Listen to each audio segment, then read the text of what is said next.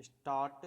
मैं समझता हूँ कि देश में आज भी बहुत से ऐसे लोग हैं जो सोचते हैं कि देश और समाज को उन्नति करने के लिए हमें अपने कर्तव्यों का पालन करना चाहिए। उनका यह दृष्टिकोण एक तरह से बिल्कुल ठीक है। हर काम तुरंत ही करना चाहिए, अंतिम अवसर का इंतज़ार करना समझदारी नहीं है। बहुत ही संदेहास्पद परिस्थिति में ऐसा किया जा सकता है, लेकिन अगर हम छोटी छोटी बात पर आपत्ति करते हैं तो हम सफलता प्राप्त नहीं कर सकते।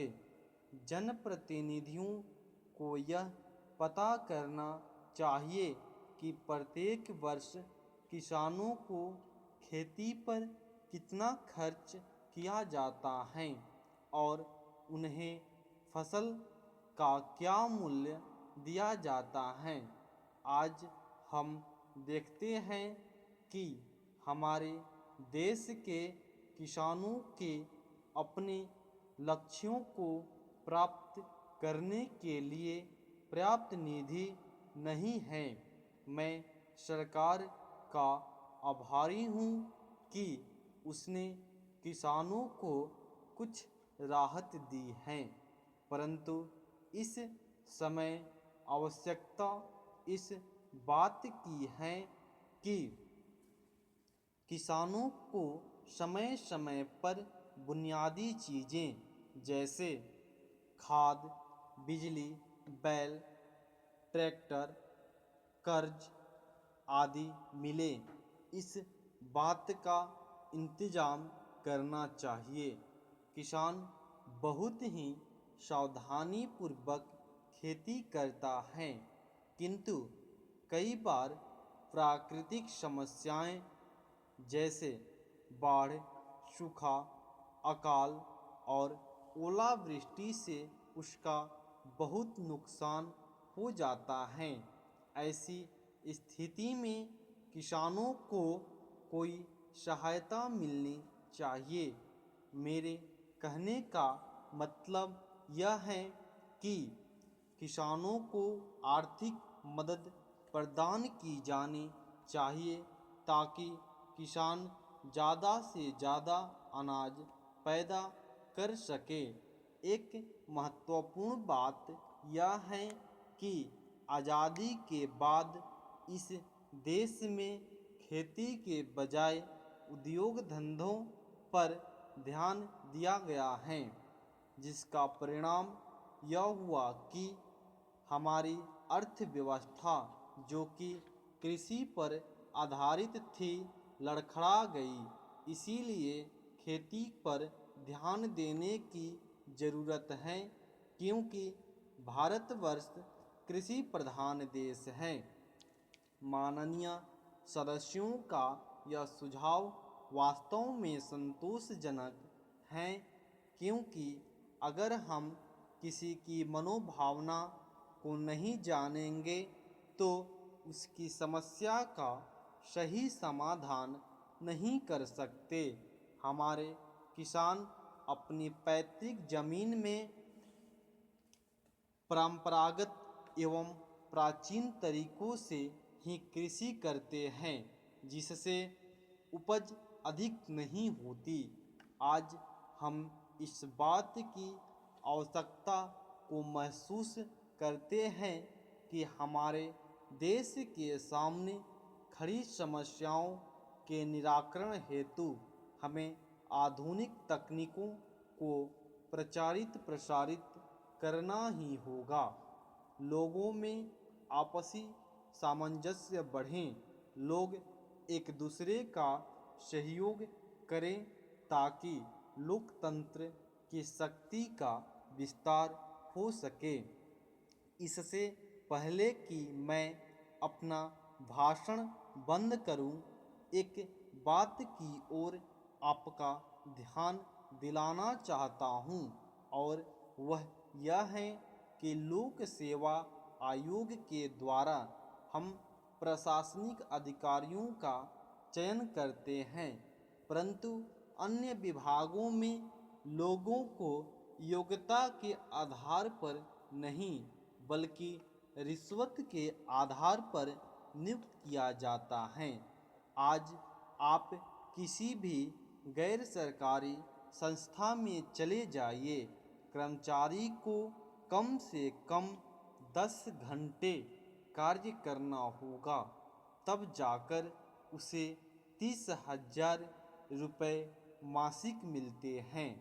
लेकिन हमारी सरकारी सेवाओं में तो बस उपस्थिति ही काफ़ी है। लोग केवल औपचारिकताएं पूरी करके अपने घर चले जाते हैं। वह गैर सरकारी संस्थाओं के कर्मचारी की तरह घंटे काम नहीं करते।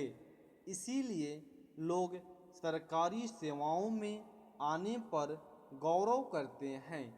मेरे ख्याल से शायद ही कोई ऐसा विभाग हो जिसमें घोटाले न हो।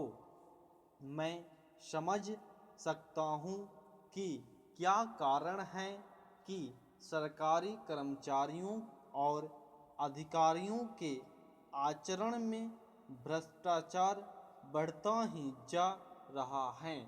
स्वतंत्रता प्राप्ति के बाद किसानों को कुछ आशा बढ़ी थी कि उनका अब विकास होगा, मगर अफसोस है कि सभी लोग अपनी अपनी जगह पर घोटाले करते हैं। यह ज़्यादा सोचते हैं कि उन्हें किससे क्या फ़ायदा हो सकता है। आज़ादी के बाद शिक्षा में कितना विकास हुआ, अगर आप ब्यौरा देखें तो आंकड़े काफ़ी अच्छे हैं, पर क्या वास्तव में लोग शिक्षित हुए? नहीं, क्योंकि यह आंकड़ा केवल दिखाने के लिए हैं। लोगों ने डिग्रियां तो हासिल कर ली, किंतु वे योग्यता नहीं, क्योंकि उन्होंने सही तरीके से अध्ययन नहीं किया होगा। इसका एक ही कारण है हमारी शिक्षा प्रणाली में अंग्रेजी की प्रमुखता।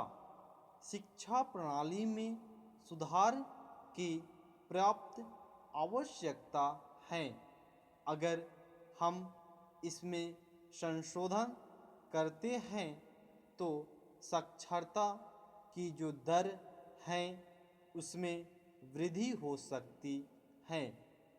आज हम देखते हैं कि हिंदी भाषी क्षेत्रों में हिंदी को प्राथमिकता देने के बजाय वहाँ पर अंग्रेजी का बोलबाला है।